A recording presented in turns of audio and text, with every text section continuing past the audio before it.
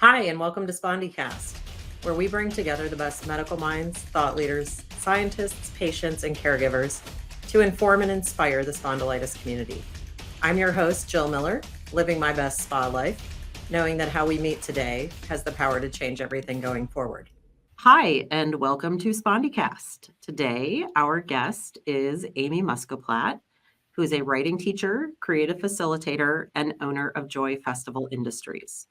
Amy works in multiple ways to create materials that help people raise their joy quotient via wellness programming, crafting, DIY gatherings, and celebrations.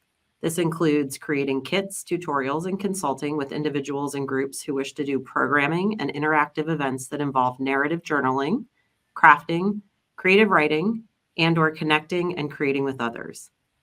She's a dynamic public presenter and speaker on a variety of subjects, including mindful journaling for health and happiness, finding your joy, various crafting and paper arts crafts, vision boarding, creating happiness rooms, and more. Her background as a workshop presenter, crafter, children's librarian, storyteller, programming and event planner, informal educator for classrooms, and public services librarian. She leads workshops around Southern California for both adults and families in both public and nonprofit settings and teaches mindful journaling for health programs for individuals living with chronic and persistent pain. She conducts crafting and writing programs tailored for older adults in both Southern California and the Twin Cities metro area, both in person and virtually. Ms. Muscoplat, when at home, can be found writing, handmade card making, creating wherever she is. She's working on a book entitled Choosing Joy When It Is Not Your Default and can be found via her website at joyfestivalindustries.com. Amy, welcome to SpondyCast. I'm very excited for this. And thank you, Jill. I'm very excited that we're going to do this. And you're so in alignment with many of the things we talk about. And I'm for our listeners who are following, you should follow Joy Festival Industries on Instagram because that's where we met. But you've been a long time connection to the SAA.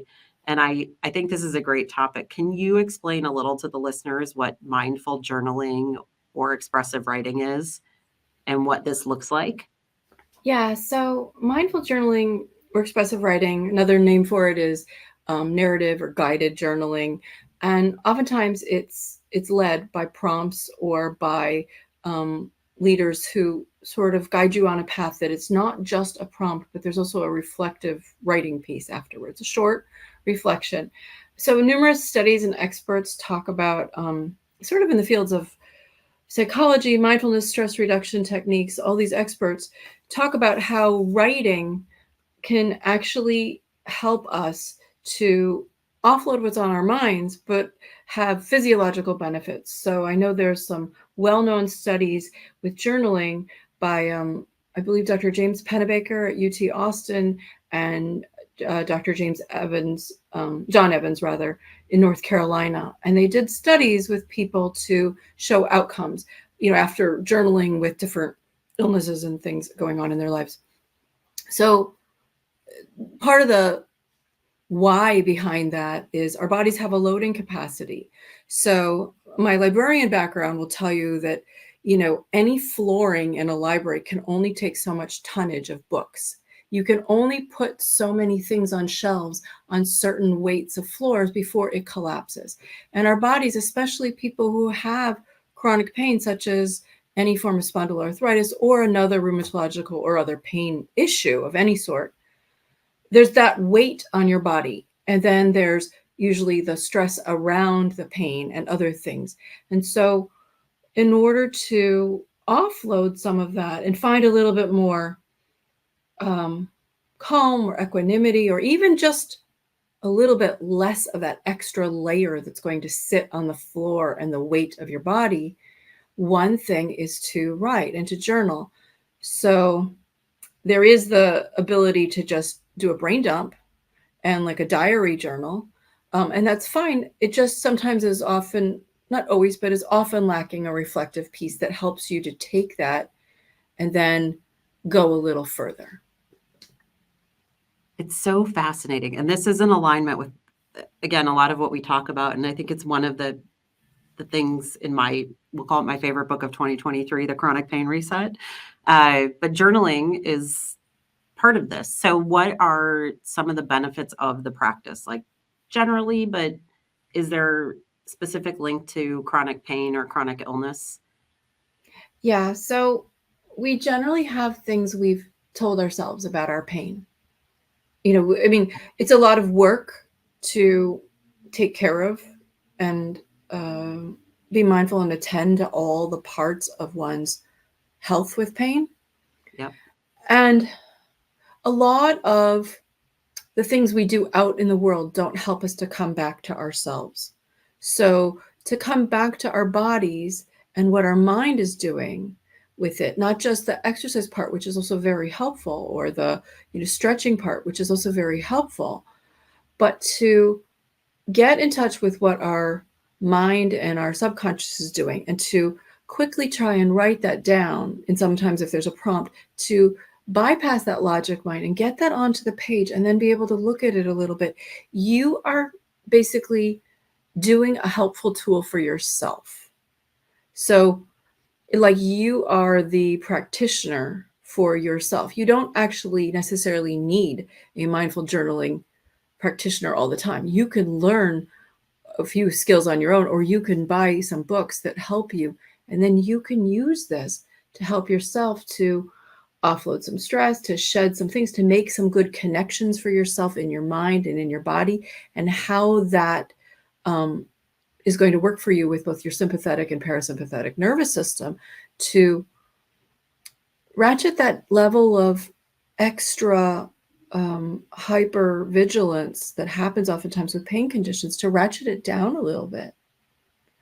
That then helps you to move on a little bit more calmly. I have noticed, and just to sort of answer this in another way, I've noticed that with many of my participants over the years, some of the best journaling for them happens before they go to any of their practitioners and then afterwards. Not necessarily this awful thing happened or this good thing happened, but also to kind of make some of those connections for them. What sits right for them? What feels right for them? Yeah, and sometimes it doesn't work itself out in our heads as much as it does on a piece of paper. Right. So Right. you've been doing this for quite some time. How did you get started, and why, and what does this mean for you personally?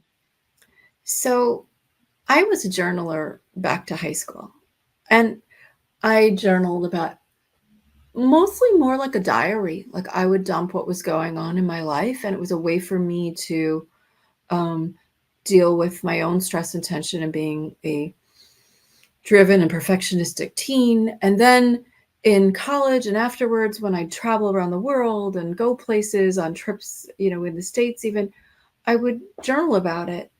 I was much more regular about my journaling, but I wasn't necessarily making connections between what it was. And I didn't have as many good prompts. I just would kind of write what was sitting on my heart.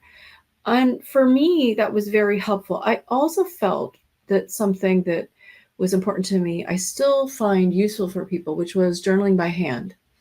I do keep a journal still. Both, I keep paper journals, and I always have a journal sort of with me somewhere, even if it's, multiple ones. They're not necessarily always, consistent with which one I'm using. And I do keep one online because sometimes, my wrist hurts or I can't do that. So it means a lot to me. And then I got started teaching this more formally because, so I'm like you mentioned in the introduction, I am a librarian by training. And somewhere along the way, while I was a children's librarian, I got a second master's in creative writing, which was sort of dovetailed with what I was doing. And I was teaching writing classes. And then people asked me what I did for my own writing. And at the time, I wasn't writing a book. I was working on my thesis for my graduate program, and I was journaling up the wazoo. And I just thought, well, I'm doing this. And people started asking me, well, how do I spark that creative writer inside of me? And I said, well, do you journal? Can you start with, that? Could you do even morning pages? And then I was getting more into my own pain journey, for lack of a better term. And I was finding books and resources and organizations that spoke to this for me. And I started taking classes and using it. And then there were two physicians, actually, one was from the East West Medicine Center at UCLA, and one was a rheumatologist here in Southern California. And both of them knew I was doing this. From one, because they had been referred to me to learn some of these skills for their patients, and one just knew I did it. And they started encouraging me, maybe teach a class on this for people. I would refer people, confidentially to you, and then it just sort of morphed. And this was before the pandemic, and people were starting to refer people through the gastroenterology and integrative gastro department and rheumatology and pain management specialists. And then a lot of people didn't feel comfortable necessarily doing it in a group. We met I had a therapist who loaned me her office on the west side of Los Angeles, and we'd meet once a month on like a Sunday afternoon. And I purposely chose afternoons because people with pain conditions, first thing in the morning stinks. And it's really, they're usually very stiff. Evenings, sometimes we're already cycling down with pain. And I didn't want to make it too long or too hard. And I found a place with comfortable seats. And we were doing it in person. And then the pandemic started. And I started doing it on Zoom. But I found that, again, people with pain management issues, sitting still for a long time on any sort of video conferencing software is hard. So I don't need to see you if you're writing, but I do need to hear you. So I moved it to freeconferencecall.com. And at the same time, other people started asking me to do this individually, one-on-one. So I was sort of doing individual conferences, and we kept on free conference call for a while. And then I started, some of those people moved on, and they referred other people. And now I also train various clinicians, I guess is the best term for that. That's fascinating. And so for people, a lot of people, myself included, I've journaled at times. It's there's a vulnerable spot there, I think, in a lot of journaling. But for people who haven't really ever done it, like, how do you ease into it? Like, how do you teach people to get going? Well, for starters, there's no rules. Love it. There's no rules. There's no rules. And you don't have to write every day. And you don't have to write a lot. But what I would start with is a simple prompt like, what's calling to you to write today? What's sitting on your chest today? What do you need to write about today? And there's other prompts as well, but I would start with something like that. And then, in formal classes or when I'm with somebody individually, I often start with a metta meditation, which is like a loving kindness meditation, to get people to sort of come in from their day or wherever they were before they were with me, even if that's on the telephone, just to kind of calm themselves down. And there's a level, as you mentioned, Jill, with vulnerability, but I think the hardest thing for many people with any sort of persistent pain condition is self-compassion. Kristen Neff out of also Texas is one of the foremost experts on the studies around learning and teaching and practicing self-compassion. But we often have that for other people, and it's very hard to have it for ourselves. And then if you hurt, you're usually a little cranky towards yourself and sometimes towards people around you, unfortunately. Both are unfortunate. It's not good to be cranky towards yourself either. I didn't mean to infer that. But I think to do something that brings you in. So if you're not a person who meditates, or you're not a person who feels good doing loving kindness meditation, just a simple phrase like, may I be calm with what's going on with my body. May my body have some moments of peace in the midst of everything going on. Something very simple, something not highfalutin and Pollyanna, because this is not necessarily going to quote unquote get better. Even writing and journaling is not a panacea, but it is a tool that can help you. And then once they've calmed themselves down a few moments, to start with something simple like, what's calling to you to write today? What do I need to write about?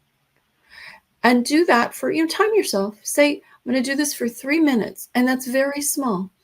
And for that 3 minutes, I'm not going to let my pen or my pencil leave the page. And there's no crossouts. But that means there's no worry about editing. And if I get stuck or I get stumped, I literally just keep writing the same word over and over and over again until the next thing pops into my brain. And what you're trying to do is sort of bypass that critical front of your brain editor and get the dump onto your page from your subconscious. After you've written for a while, and I could give you some other ideas, you could go on to something else. But at the end, what I'd like the person to be able to do is look over and read over what they wrote, not with a critical judging eye, but more like a journalistic observer. I want them to read it over and note anything that stands out for them. Again, not the content, not the quality of the writing, but on the journalistic, overhead observer, like an eagle's eye, what stands out? And then I want them to write 2 lines, 2 to 3 lines maximum. When I read over what I wrote, I notice blank. Or when I read over what I wrote, I feel blank. Or when I read over what I wrote, I'm aware of blank. Or when I read over what I wrote, I feel, I think, I know that the next step needs to be. It's like a journalistic eagle eye observation about what your words said to you. And then you can write those 2 to 3 sentences, and then you could go on to another prompt. And in that way, you're kind of bringing yourself back to what you just let out of yourself. One other thing for the vulnerability I will say is for people who are concerned, and this is a fair concern, and not just in today's day and age, but people live with other people in their homes oftentimes. So if you're concerned that somebody might find your journal or read your journal or give you grief about your journal, so to speak, you could find a safe place to keep it or hide it.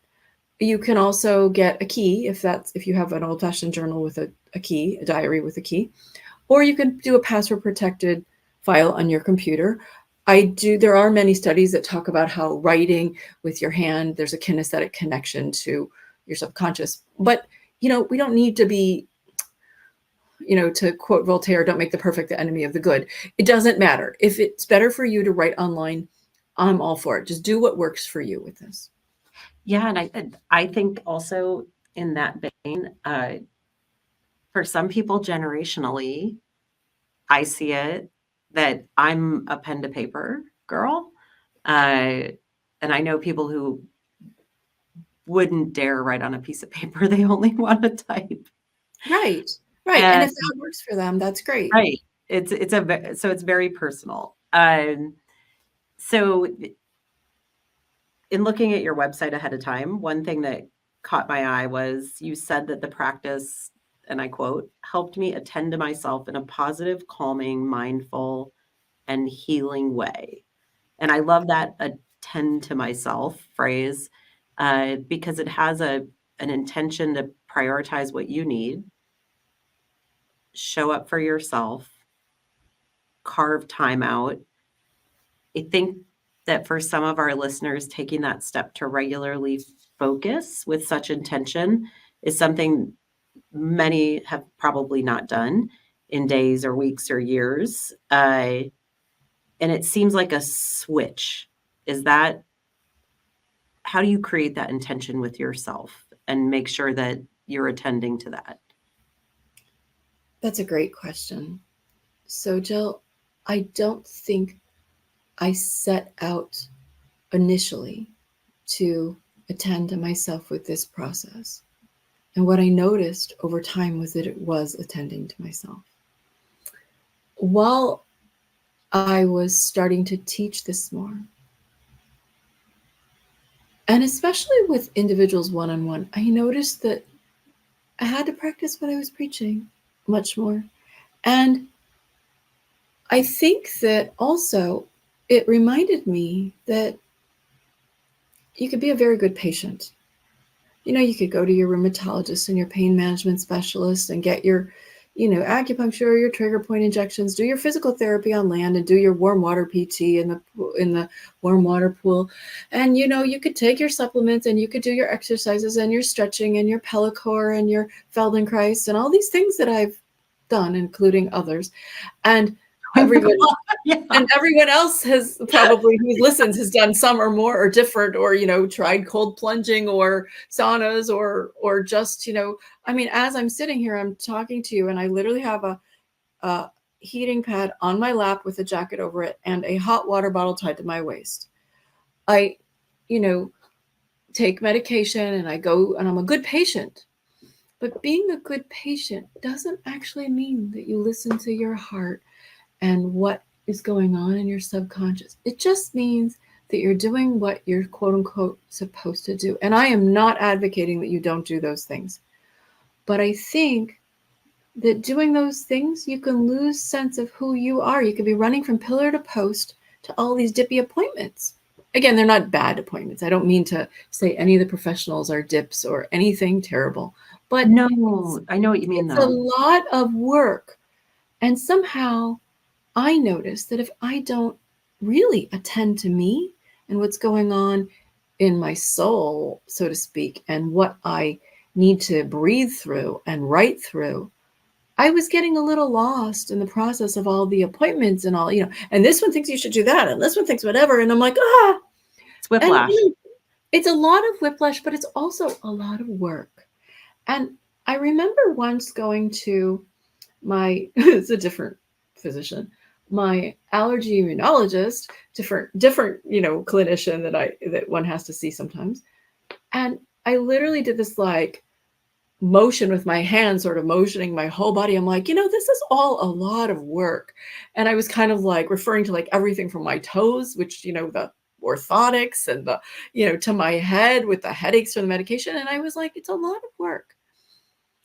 And the more I journal, and the more I even start journaling with maybe a phrase to myself like, um, may I have acceptance with what's going on, even while I work to heal and move forward the best I can. The more I can be kinder to myself and journal and or do guided visualization and then journal, the more I walk through my day a little bit less drained by the work that goes into this. And I have a little less, I noticed sort of the more I was doing it, it was very infinitesimal changes in the beginning. But as time went on, I was a little less cranky with myself. And then I was even a little less cranky than that. And I missed the days when I didn't journal. I like missed it. Like I craved it. I was like, Yeah. wait a minute, I need to offload this. It's too much is going on. And it's a lot of work with pain conditions. And then, the weight of the world and everything going on for everyone for the last however many years. And as we age, we have other concerns with aging and people we love, or we're in a sandwich generation, or we're a teenager dealing with, pressures of that, or, anything with anybody that we love. To be a human has things that sit on you in a good and bad way. So I just miss it when I don't do it. And that taught me that time was a tool in my toolkit to help me just as much as going to my other clinicians. And it was my tool for me, for myself, from myself. Yeah, and it's interesting because as you describe this, one of our former guests calls this pick what fills your cup, and what fills your cup is self-care. Or I I think of it, I'm more the like uh Avenger here, but like I always think of it as sometimes non-compliance or I'll call it non-compliance, right? Like I'm going to my doctor's offices, I'm doing all the things, this takes up all my time. I don't feel human, both and when you find something where you're almost, I call it like non-compliant. Like at first people are probably like, you're journaling all the time. How is that going to help a chronic illness? And like you, I think many people have found there are certain things that everyone else doesn't, it's not this person's advice or this person's advice. And you almost have to go, you know what, or excuse me, have to go, you know what, I'm going to do what I think is right for me and what feels good and where I find myself falling in this like light space in my life. And yeah, it is tough. I think a lot of people can relate to where you are at. You talk a little bit on your blog and you've alluded to it here that you also have a rheumatological condition. Do you mind sharing a little bit with our listeners? Because I think it will help a lot. Yeah, so I do actually have a form of spondyloarthritis, and I, like many people, spent many years along the journey of trying to figure out what that was. And, that's a lot of bumbling along from different clinicians and different, things. And there is a family history of ankylosing spondylitis in my family. And nevertheless, if you don't have X symptom or Y symptom when you're younger, sometimes you sort of fall through the cracks and don't get diagnosed until later. And this actually also speaks to your last point as well, which is, I think in the first number of years when I was younger that I was kind of, again, bumbling from along, trying to figure out where and who and what I needed to do to deal with all of the pain and what was going on. I started realizing that lots of people will tell you what they think is in their wheelhouse of what's right for you. And again, I am not saying don't follow clinicians' advice if they give you, if it's good advice for you and it's, medically necessary, whatever. Do what works and what what you think is best for you and what, fits in your treatment plan. But I tried, just for one example, I tried many kinds of exercise. This is a simple example. I tried many kinds of exercise. I went to good stretching specialists and, yoga for arthritis and this, that, and other thing. And, yoga for people with pain management conditions and who knows what. And you know what? It did not work for me. And at one point I was like, skip this. This is really great, but these people are really trained and this is really good. But I hurt worse when I do these things. And I found other things. And it's funny because oftentimes I don't go every time, but I often go to the Spondylitis Association of America's like support group for the local one for Southern California. Yep. And I'll go to the hybrid forum often online when I get a chance on a weekend to go. And I'm like the person who's always being like, warm water therapy, warm water aquatherapy. Yep. And for me, that really works. I really like it. If I could live my whole life from the warm water pool, just set up a little desk and, do that and work from the pool, I'd be great. But, that's not how life goes. But a lot of people that doesn't work for, or they can't get into a pool. I had one woman literally crying, saying, I so want to get in the water, but I can't get my swimsuit on well in the locker room and it's painful to get off. Like, I hear that is not going to work for her, but some light massage. So again, just like the journaling for me was something that worked for me. And we all find tools in what our pain condition allows. And I felt that at a certain point, it was a compliance to myself, just like I will take my medication. And if that, peters out for a while, which we've had to, adjust, many of us have to adjust to a new medication or switch injections or switch to a pill form of something. And then, if you get COVID, you have to go off that because you can't take it while you get COVID, and then you have to go back on. It's like a whole process. And I found that one thing I could do to be compliant to my own needs, to be attending, again is a good word for it, to my own needs with spondyloarthritis and the aching and stiffness and what have you, was to journal when I could and to do that. But I know that everyone has to find those parts of them that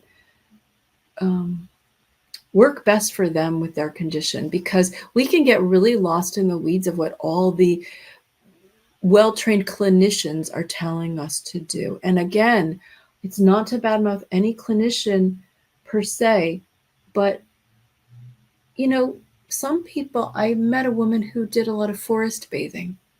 She took a lot of walks in nature with big trees, and that really made her feel good. They were slow walks. She was a little achy sometimes, and she took her walking sticks and did that. And that spoke to her heart and helped her feel healthier. And if that's what works for you, great. And so I feel like mindful journaling and expressive writing is a wonderful tool. And if it's something that even sparks an interest for you, look it up, reach out to me, or I'll give you some other resources, But again, my biggest thing for people is find a tool, like you were saying, Jill, that kind of helps you to reconnect to you outside of all the appointments and the doodads or the TENS units or the capsaicin cream or all of the stuff that we have to think of with this, that is separate from the medication that goes in the fridge and how do you travel with it and the this and that. There's a lot of and the sharps container that you got to get. Okay. Can we rewrite Billy Joel's "We Didn't Start the Fire" from an AS standpoint? Like your list as you rattle these off, I'm like, all I can think of is production. the lyrics to that. But it's true, and everything you've listed, I think most of us have been through.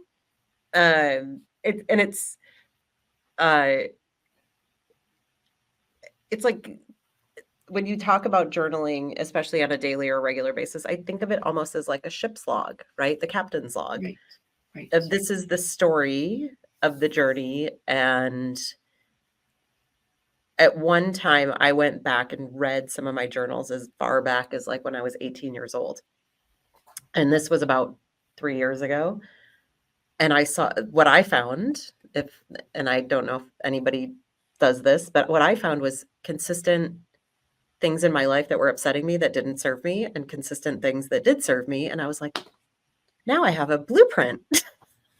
Right. And that's what the reflective write part is for. Yeah. That's why it's helpful to take just a couple minutes and write, not a long thing. I don't want people to get into judging it or whatever, but just when you read over what I wrote, I noticed blank, or it'll help you make some connections with those synapses and what have you.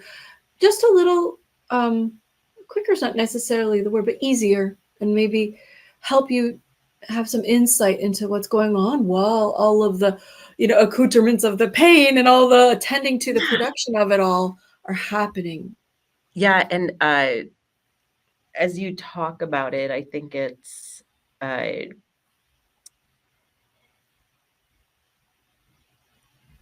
you've hit on something that's so important, which is this almost getting to know yourself a little better and not judging. And you've mentioned loving kindness meditations a number of times, right? And that, the Buddhist approach is, it is whatever comes is, and we don't judge it, right? Or from a Stoic approach is we just have to sit with things sometimes and not make the judgments. Yeah, this is super cool. Okay, so I don't want to get off I can get in the weeds as usual. Well, just FYI on that, I'm not saying I'm joyful about it, but I am saying, well, while it's going on, how can I realistically and kindly be with myself in the process so that I can, do the best thing, the next best thing for myself and the world going forward in a good way. And also, I will say it's helped me. And I know that sounds like a big stretch, but I don't think that I would be who I am without this condition. And I think that that much of my dedication to journaling has come out of having this condition. Now, would I have wished for it? No. But while I've got it, I'm going to try and make the best of it for myself. Again, I'm not saying anybody else has to do that, but that's where I go with this, because that's what I have to do for me to move forward Yeah. in the most positive way possible for me. Yeah. And it helps me to help others too. It does 100%. help me. It helps me to be able to teach others and be with others while they have this going on for them. So let's wrap up kind of on this note. So you do a number of workshops online and in person. If someone is interested, I think a lot of times, right, the first step is the hardest to take, or walking into the room the first time. What do those workshops look like? And certainly, I think people can find out about them on your website. Mhm. So tell us a little bit about how it works, and what happens once you're in the room with a pen and paper in your hand. So I usually start with a guided meditation, a short one, and some sort of centering activity to bring people in from their day. And then I do a more mind dump type, just come in from where you are, get down the first things, and then write. And then there's a deeper one. Perhaps it's like to, and I tell everyone, you don't have to share, but you can if you want. And also, if we're online, if it's a workshop on free conference call or on Zoom or something, people call in from all over the world. Sometimes they don't have to share if they don't want to. Perhaps I ask them a question like, write a letter to your pain. Dear pain, tell me what you want me to know right now. What do you want me to know? And I've had people write things back like, I want you to know that you're more courageous and brave dealing with this than you ever thought you were, or things like that. They'll write for a set amount of time, and then I'll have them close their eyes, take a deep breath, center themselves, read what they wrote, and then write their short reflection.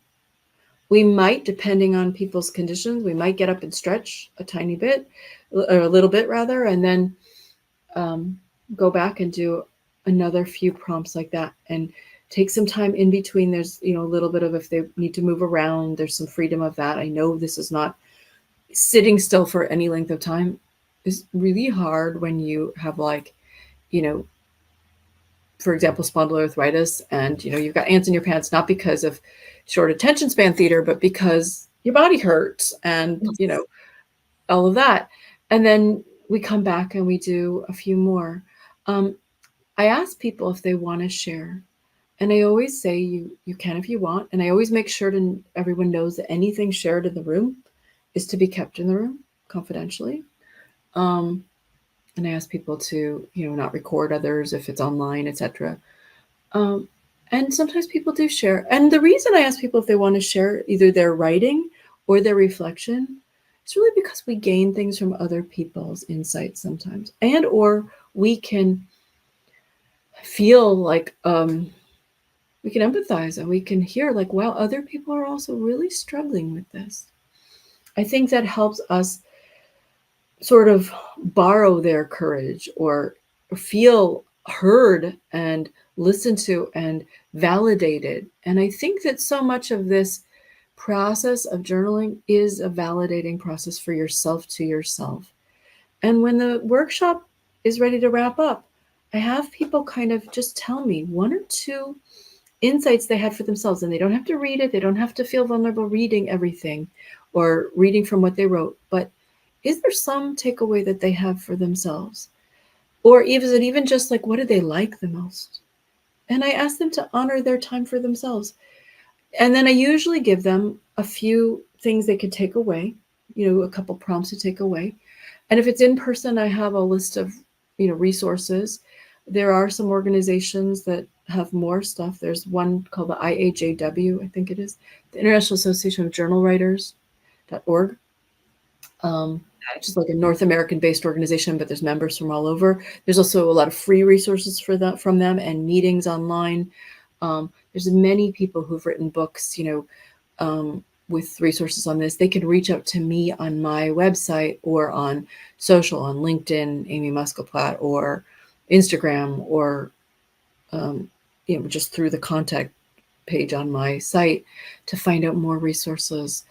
And or they can get a book with journal prompts and then just do only the ones that really kind of speak to them. Just because somebody gives you, it's the same as with the exercise, just because somebody gives you a journal prompt doesn't mean it will speak to you. So find what works for you and help yourself to validate your own inner feelings with what you put on,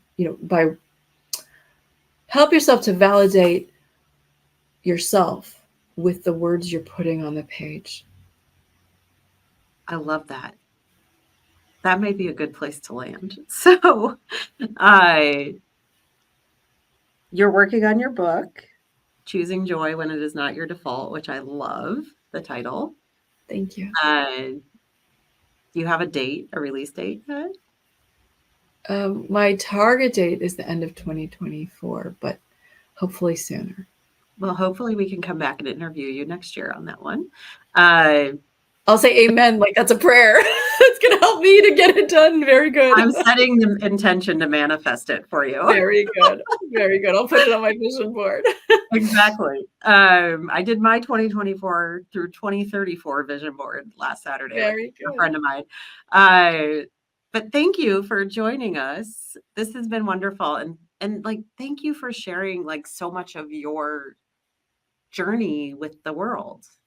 It blows me away. I think it's great. I'm so grateful you took the time to DM me. Thank you, Jill. Thank you for having me. I really appreciate it. Amazing. SpondyCast was made possible by donations from the Spondylitis Association of America's individual members and our show's corporate sponsor, AbbVie. Since our founding in 1983, the Spondylitis Association of America has been the face, voice, and leading nationwide nonprofit educating, empowering, and advocating for people living with spondyloarthritis. Through our extensive work with patients, the medical community, and partners, we provide information and resources to help people impacted by the disease live better lives and champion research to find a cure.